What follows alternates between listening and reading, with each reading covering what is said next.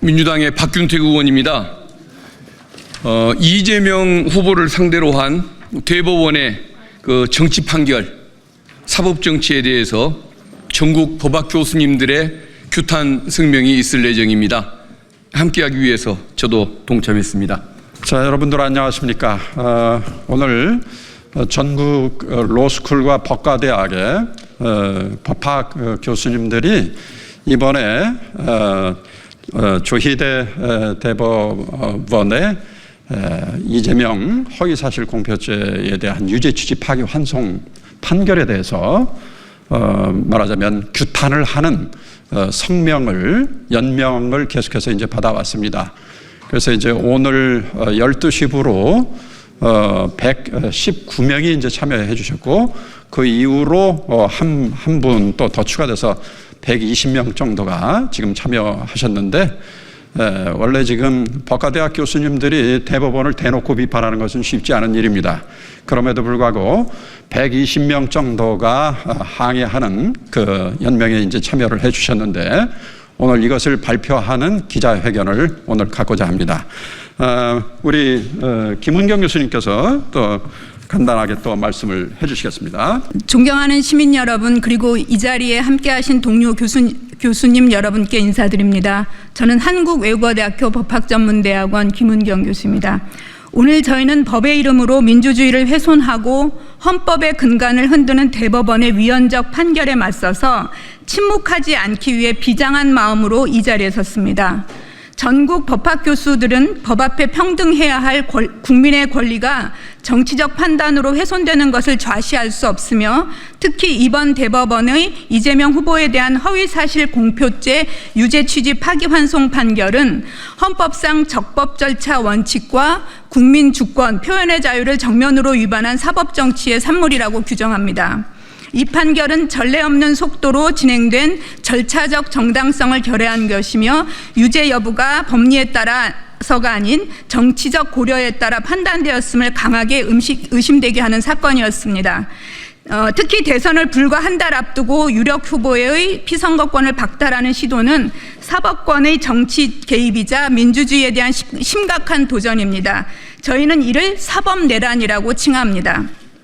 이 자리를 빌려 전국 법학 교수 일동은 분노를 금치 못함을 표하고 조희대 대법원장의 즉각 사퇴를 촉구하고 헌법 제84조의 입법 목적과 취지를 고려하여 대선 후보와 관련된 모든 재판은 대선 이후로 유예하여야 하고, 무너진 사법부에 대한 신뢰 회복을 위한 전면적인 사법개혁의 착수를 강력하게 촉구합니다. 민주주의는 스스로 무너지지 않습니다. 침묵과 방관이 독재를 부르듯 우리의 침묵은 이 퇴행적 사법 쿠데타를 허락하는 일이 될 것입니다. 우리는 법과 정의를 가르치는 학자이자 시민으로서 오늘 이 자리에서 그 책임을 다할 것을 강조합니다. 이러한 취지를 담아 한양대학교 법학전문대학원 방승주 교수를 시작으로 하는 시국선언문을 낭독하겠습니다. 감사합니다. 대법원의 위헌적인 허위사실 공표죄 유죄 취지 파기환송 판결을 규탄한다. 대법원장 조희대는 사법부의 명백한 정치 개입의 책임을 지고 즉각 사퇴하라. 2025년 5월 1일 조희대 대법원장의 대법원은 민주당 대선 후보로 선출된 이재명의 공직선거법상 허위사실 공표죄에 대하여 피고인을 무죄로 선고한 원심 판결을 유죄 취지로 파기하고 사건을 서울고법으로 환송하는 이례적 판결을 선고하였다. 이는 항소심 판결에 대한 상고심이 접수된 지 36일 대법원장 직권으로 상고심 재판을 전원 합의체로 회부한 지 9일 만에 판결 선고로서 윤석열 파면 선고에 따라 확정된 조기 대선일을 불과 30여일을 앞두고 이루어진 초고속 급발진성 전원합의체 판결 선고이다. 그리고 조희대 대법원장의 정치행위이자 대법원의 명백한 대선 개입이라고 보지 않을 수 없다. 조희대 대법원의 유죄 취지 파기환송 판결은 절차적으로 보나 그 내용적으로 보나 헌법과 법률에 위반될 소지가 크고 정당성도 결여된 판결이라고 판단된다. 그 이유를 말씀을 드리겠습니다. 우선 절차적인 문제입니다. 첫째, 공직선거법 위반죄에 대하여 1심 판결은 6개월, 항소심은 3개월, 상고심은 3개월 만에 판결하도록 되어 있음에도 불구하고 대법원의 상고심은 사건을 전원합의체에 회부한 후 불과 9일 만에 항소심을 파기환송하여 이제 제21대 조기 대선일이 30여일밖에 남지 않은 이 시점에서 대선판을 뒤흔드는 정치 개입성 유죄 취지의 판결을 선고하였다. 허위사실 공표죄의 성립 여부에 대하여 1심과 2심이 엇갈리는 판결을 선고하였음에도 대법원 전원합의체는 6만여 쪽 이상의 소송 기록을 제대로 살펴보지도 않고서 1심과 2심 둘 중에 어느 것 하나만 선택하면 된다고 하면서 졸속으로 심리한 후 조급하게 1심의 손을 들어주는 판결을 선고한 것으로 보인다. 이는 피고인이 과연 허위사실을 공표한 것으로 볼 수 있는지 여부에 대하여 대법관들이 제대로 심증을 얻을 수 있는 충분한 시간과 변론 절차를 가지지도 않은 채 어떠한 경우에도 이재명의 당선만은 막아야겠다라고 하는 결심하에 지나치게 신속한 재판에만 치중함으로써 공정한 재판이라고 하는 가치를 현저히 등한시한 것으로서 헌법 제12조 제1항의 적법 절차의 원칙을 위반하였다라고 하는 비판으로부터 자유로울 수 없다.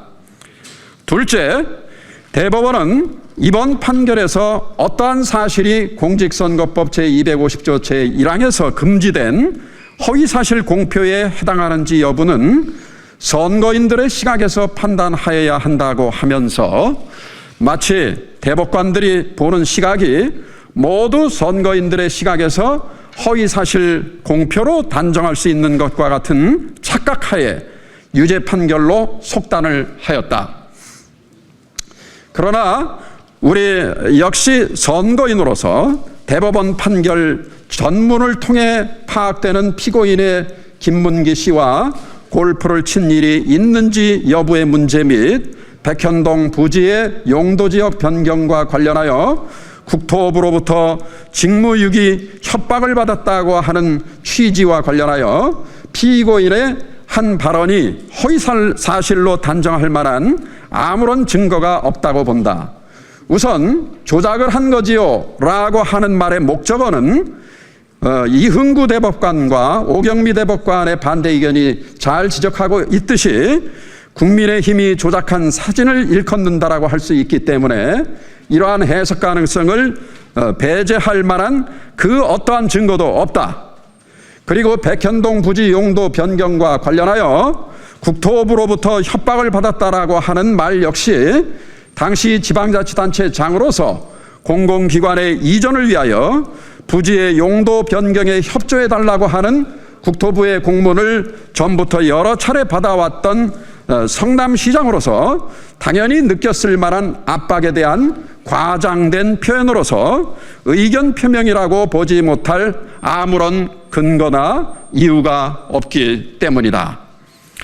이러한 발언을 이유로 대법원 전원합의체가 선거인에게 주는 전체적인 인상을 기준으로 라고 하는 장막 뒤에 숨어서 전 국민적 지지를 받고 있는 차기 유력 대선 후보인 이재명이 마치 무슨 흉악한 범죄를 저지른 범죄인인 것처럼 선고하고 이에 이어서 파기환송심이 조기 대선일인 6월 3일 전에 당선 무효에 해당하는 100만 원 이상의 유죄 판결을 선고해 버린다면 이는 잘못된 판결로 후보자의 피선거권과 선거 운동의 자유 및 표현의 자유를 과잉하게 침해하고 박탈하는 것일 뿐만 아니라 궁극적으로 유권자가 스스로 판단할 수 있는 기회를 박탈하는 것이기 때문에 국민 주권을 선언하고 있는 헌법 제1조 제2항과 자유선거의 원칙에도 위반될 수 있었으나 어저께 다행스럽게 서울고법이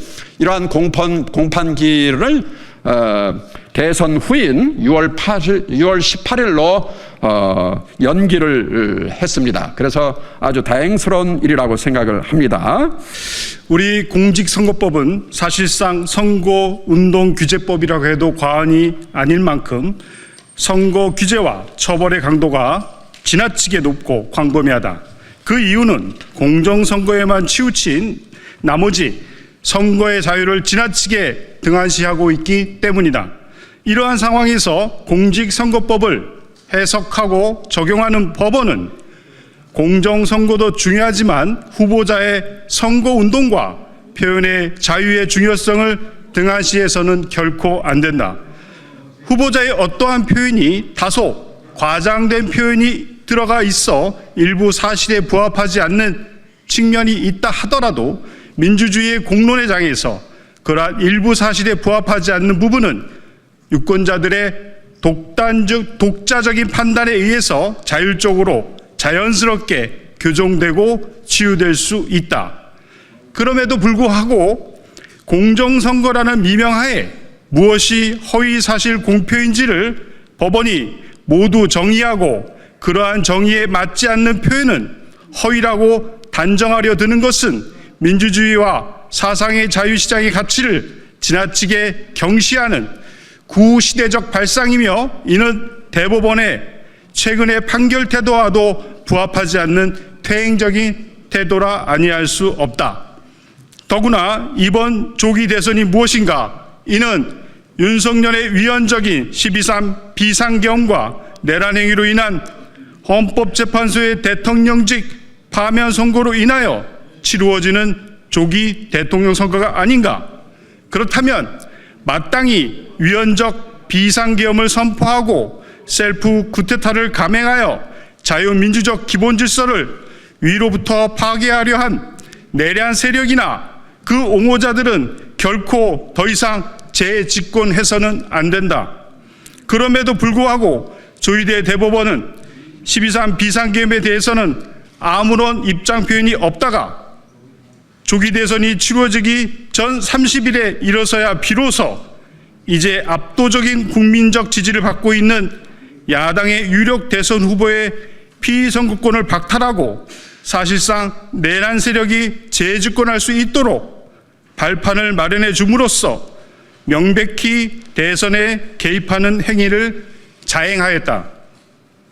이는 누가 보더라도 어떠한 정치적 세력이나 정당으로부터도 독립되어 불편부당하고 공정하게 판결해야 할 최고법원인 대법원이 오히려 대통령 선거에 적극적으로 개입하여 선거 결과를 사실상 좌우하는 결과를 야기하는 것이기 때문에 이는 사법부의 중립성과 독립성을 스스로 포기하는 매우 위헌적인 행위라 아니할 수 없다.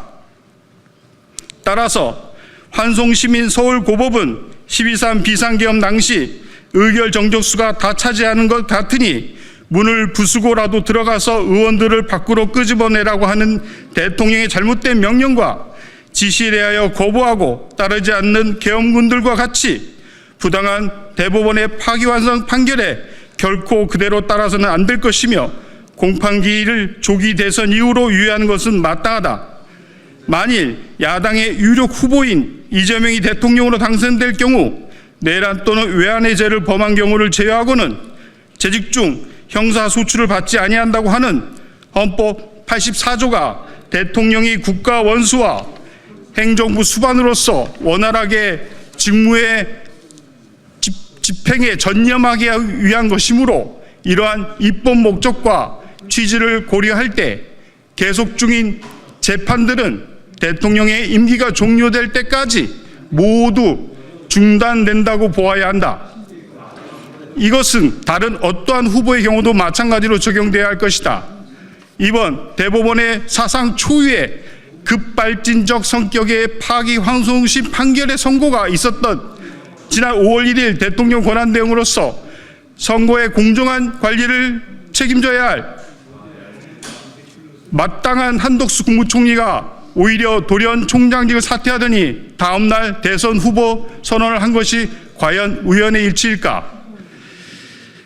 이제 대법원의 이와 같이 공정하지 못하고 위헌적인 판결을 방지하려면 헌법재판소법 제68조 1항 소정의 법원의 재판을 제외하고는 삭제하는 법 개정을 통하여 재판에 대한 헌법 소원을 도입하고 대법원 수의 대폭 증원과 문호 개방 등 대대적인 사법개혁에 본격적으로 착수할 때가 되었다고 본다. 이에 이번 대법원의 위헌적 파기환송 판결을 규탄하며 환송시민 고등법원의 공판기일의 무기한 유예와 사법부의 선거 개입 중지를 촉구하는 전국의 법학 교수들은 사법부의 다음과 같이 강력하게 촉구하는 바이다. 하나, 위헌적 파기환송 판결을 선고하여 대선 개입 의도를 노골적으로 드러낸 조희대 대법원장은 이 사태에 대하여 책임을 지고 즉각 사퇴하라. 하나, 헌법 제84조의 입법 목적과 취지를 고려할 때 계속 중인 재판들은 대통령의 임기가 종료할 때까지 모두 중단하라. 하나, 국민의 사법부에 대한 신뢰를 회복하기 위한 제도 개혁을 강력하게 제안하는 바 대법관의 수를 대폭 증원하고 그 구성을 다양화하라. 전국 법학교수 대표 일동 2025년 5월 8일. 감사합니다.